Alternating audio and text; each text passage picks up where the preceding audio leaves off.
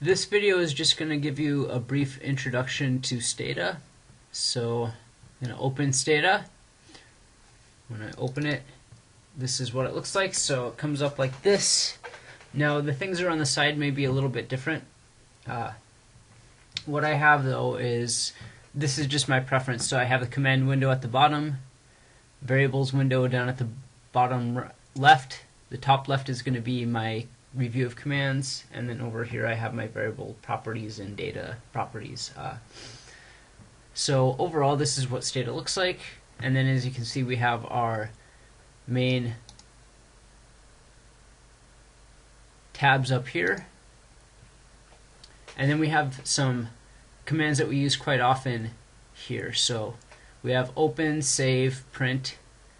Then we have a begin log, which is going to save it as a text file, so you can always see exactly what you're doing every step along the way and save it. Graphics, here's a do file, which we'll discuss in a second, and then our data editor and a data viewer. So this is where you can edit data. If you want to look at the data but not be able to change it on accident, you should click data editor. In the old days, before Stata 12 maybe, when you open up the data editor and you ran a script and it changed the data, you couldn't have the editor open, but today that's not an issue. So if we open up the data editor, it looks kind of like a Microsoft Excel spreadsheet, and that's exactly what it's going to do. So it'll have the variables listed across the top and the observations listed across the rows, or listed going down the rows. So if we open, it's going to open a data set. So we can click open, and then we see I have a few data sets here, and it says Stata dataset, which is a DTA. So the basic things, when you open up Stata, it might ask you to update, which means that they might have updated some help files or some files or some commands that we're going to run.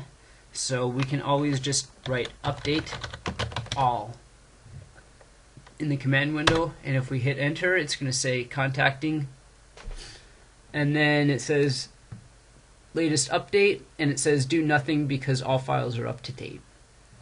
And since I wrote that command, you can see that in the command window it says update all. If we want to open up help, we can just type help, and let's say we want to help on summarize. And that brings up the help file, the help menu. And help menu looks like this, so it tells you what is the title of the command that you're looking for. And then the syntax is going to be we write summarize, and the underline means that we can just get away with writing sum. The variables, and we can use the options of if, in, or wait. And then we have options, and our options that we can use are detail, mean only, which is only when the mean, format, and the separator. So we have different options that we can use, and as you see in later videos, we use those options quite a bit. So if you want to summarize miles per gallon and weight of the vehicle by this dataset auto, we can summarize miles per gallon and weight, and then this next line is going to do it only if it's a foreign vehicle, and then only if it's a foreign vehicle, and we're going to print details, which is going to do the skewness, kurtosis for smallest and largest values, and then the various percentiles. Okay, so we can go through and we can always summarize here, and then we have results, and all the help files are basically going to look like this. It tells you what is the title, how do you actually write that command, what the main options are, and then so the options right here go in detail. So this is a brief summary of options, and this tells you a little bit more about the detail, and then it gives you an example, and then it tells you what results are going to be stored by using that command. So we can always pull the mean by using rmean, or we can pull the 50th percentile by looking at r50, so forth. So if we close that,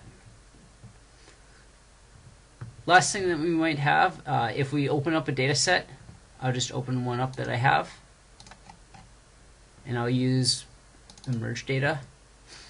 and we open it up, and what I see in the merge data is that I have variables now. So the things that I've typed so far are update all, help, summarize, and then I used a data set, which is this command right here.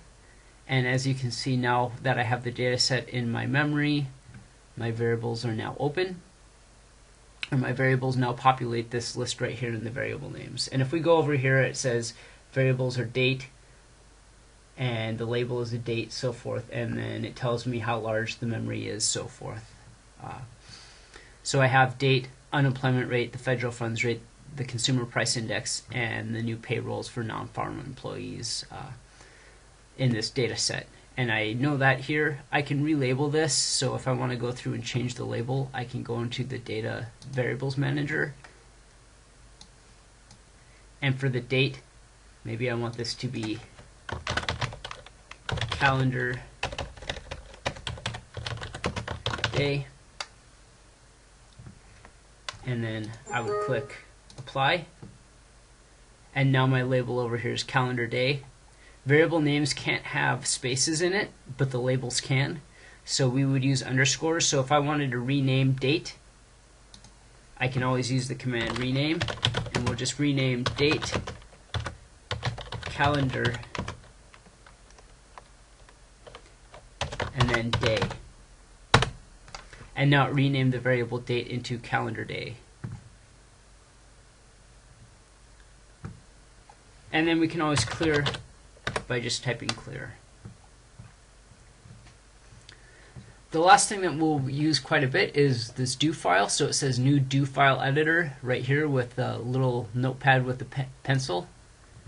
We open that up, we get the main do file editor, and this is where we can run batches of script. So instead of running it line by line and typing it line by line here and then having to run it, as we would do in the command window, we can open up our data editor and we can write multiple lines of code. So I can write clear, and then I want to help summarize, and then I'm going to update all. So now it's going to clear memory from the active memory, then it's going to open up the help file for summarize, and then it's going to update all. And I can do this by running this right here, so I can do it right here, that's execute do. And then I can also open up a new one, a new do file, or open a file, open a new do file, save the do file, print the results, or I can find somewhere in here, or I can just type Control F. And then you have the cut, copy, and paste commands, and then the undo and redo, so forth. So if I run this and I hit execute do, you can see that the help of the summarize opened up. And if I close that, it said we cleared active memory, then we help summarize, and we updated all. And update all says do nothing because they're all up to date, which we already did before. So it ran those 3 lines, which we've already done, in this order by using the do file. So this is how we're going to mostly use all the do everything in Stata, is with a do file. And this way we can keep track of everything that we've done. If we want to change one thing, we don't have to go back and change everything before or redo everything that we've done before that line. Then we can save this. If we want to just do the first 2 lines, we can just highlight those first 2 lines, and if I click execute, I'd open up the summarize, and it cleared, but it did not try to update. So if nothing is highlighted and we click execute, it's going to do everything in the window. And if we just want to do a few lines, we can do this, and it open up the summarize, and then it tried to update, but it did not clear the memory. So this is the basic setup for Stata. And so if I refer to the command window, this is what I'm referring to. If I refer to a do, it's going to be this do file editor. When I talk about variables, you can see which variables I'm going to be talking about in this window, and then the commands that I've already typed is going to be here, so I can keep track of which commands I've already done or performed.